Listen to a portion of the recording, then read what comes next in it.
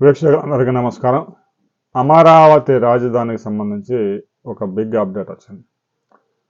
ఇప్పటికే ఫేజ్ 1లో 29 గ్రామాల్లో 34,000 ఎకరాల భూ సమీకరణ అయిపోయింది. మరో 2,000 ఎకరాలు భూ సేకరణ చేయబోతా ఉన్నారు నోటిఫికేషన్ ఇచ్చి.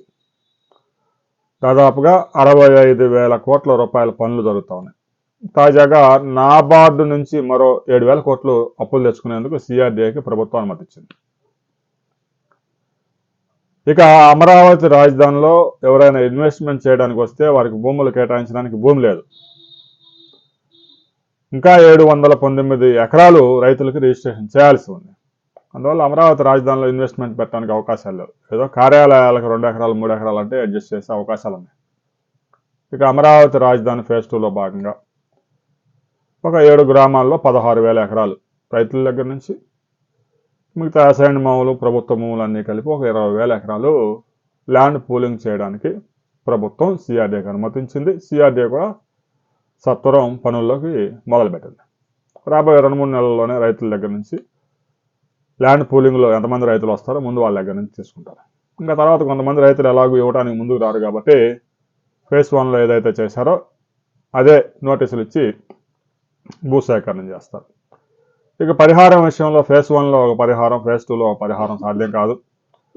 ఫేజ్ 1లో ఎవరికైతే రైతులకి ఇచ్చామో పరిహారం 10 సంవత్సరాల కవులు ఎకరానికి 50,000, ఒక 5% ఏదో పెంచుకుంటూ పోవడం ఆ కార్యక్రమం.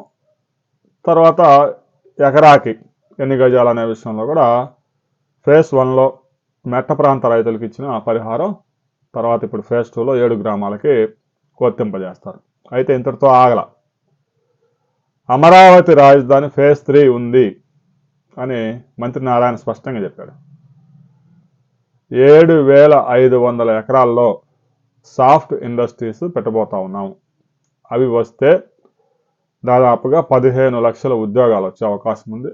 ఉద్యోగాలు వస్తేనే నగరం డెవలప్ అవుద్ది. ఇక ఒక 2,500 ఎకరాల్లో స్పోర్ట్స్ సిటీ. అయితే అమరావతి రాజధానికి సేకరించే భూమిలో ఎక్కడ అంతర్జాతీయ విమానాశ్రయం గురించి మంత్రి నారాయణ చెప్పడం లేదు. దానికి సపరేట్గా కేంద్ర పౌర విమానయాన శాఖ ఒక 2-3 ప్రదేశాలు చూసింది. ఆ ప్రదేశాలు నంబూరు అని చాలామంది చెప్తా ఉన్నారు. ఆ నంబూరులో మరలా అక్కడ భూసేకరణ ఒక 5,000 ఎకరాలు చేసే అవకాశం. అక్కడ భూసేకరణ ల్యాండ్ పూలింగ్ చేస్తారా లేదంటే భూ సమీకరణ చేస్తారా భూసేకరణ చేస్తారా అనేది అక్కడ ఇంకా క్లారిటీ లేదు. అయితే అమరావతి రాజధాని ఫేజ్ 2లో కానీ ఫేజ్ 3లో కానీ విమానాశ్రయానికి సంబంధించి మంత్రి నారాయణ చెప్పడం లేదు. కేవలం sports city, smart industries, inner ring రోడ్డుకి అవసరమైన భూమి, రైల్వే ట్రాక్ ఏదైతే నంబూరు నుంచి తెలంగాణలోని ఎర్రుబాలెం వరకు రైల్వే ట్రాక్. అయితే ఫేజ్ 3లో ఏ గ్రామాలు ఉండబోతా ఉన్నాయనే దాని మీద ఇంకా క్లారిటీ లేదు.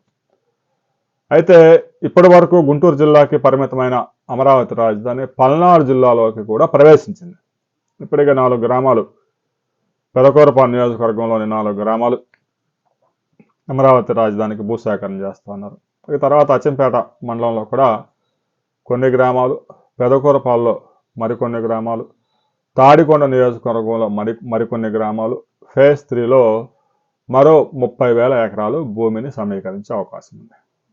ఇప్పటికే ఫేజ్ 1లో మొత్తం ప్రభుత్వ భూమి, రైతుల భూమి కలిపి 53,000 ఎకరాలు, ఫేజ్ 2లో 20,000 ఎకరాలు, ఒక 73,000 ఎకరాలు, ఆ తర్వాత మరో 30,000 ఎకరాలు, మొత్తం 1,00,000 ఎకరాలు అమరావతి రాజధానికి భూసేకరణ చేయబోతా ఉన్నారు.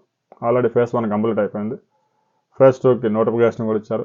ఫేజ్ 3 రాబోయే కొద్ది రోజుల్లోనే ఏ గ్రామాల్లో ఉండబోతా ఉందనే దానికి సంబంధించి రకరకాల ఊహాగానాలు నడుస్తూ ఉన్నాయి.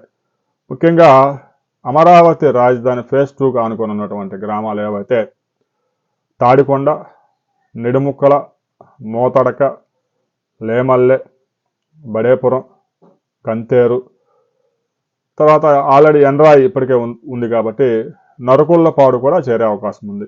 ఉంగుటూరు, నెమలకల్లి ఈ గ్రామాల వరకు ఫేజ్ 3లో భూసేకరణ చేసే అవకాశాలు స్పష్టంగా ఉన్నాయి. మెట్ట ప్రాంతాలు, వరద ప్రభావం ఉండదు, ఇండస్ట్రీ కూడా అవకాశం ఉంటుంది. ఎయిర్పోర్ట్ కూడా దీనికి అంతర్జాతీయ విమానాశ్రయం దగ్గరలోనే రాబోతా ఉంది కాబట్టి ఇండస్ట్రీస్కి ఎక్కువ స్కోప్ ఉంటుంది. దీంతో ఫేజ్ 3లో పెద్ద ఎత్తున భూమి సమీకరించే అవకాశం ఉంది. ఫేజ్ 2కు సంబంధించిన హర్డిల్స్ అన్ని తొలగిపోయిన తర్వాత ఫేజ్ 3కి సంబంధించి ఏ ఏ గ్రామాల్లో చేయాలనే దాని మీద మరింత క్లారిటీ వస్తుంది. తాడికొండ నియోజకవర్గం తాడికొండ మండలం, తర్వాత కాకాని మండలం, పెదకాకాని మండలం, పెదకూరపాడు మండలం, తర్వాత అచ్చంపేట మండలాల్లో ఈ గ్రామాలు ఉండే అవకాశం ఉంది.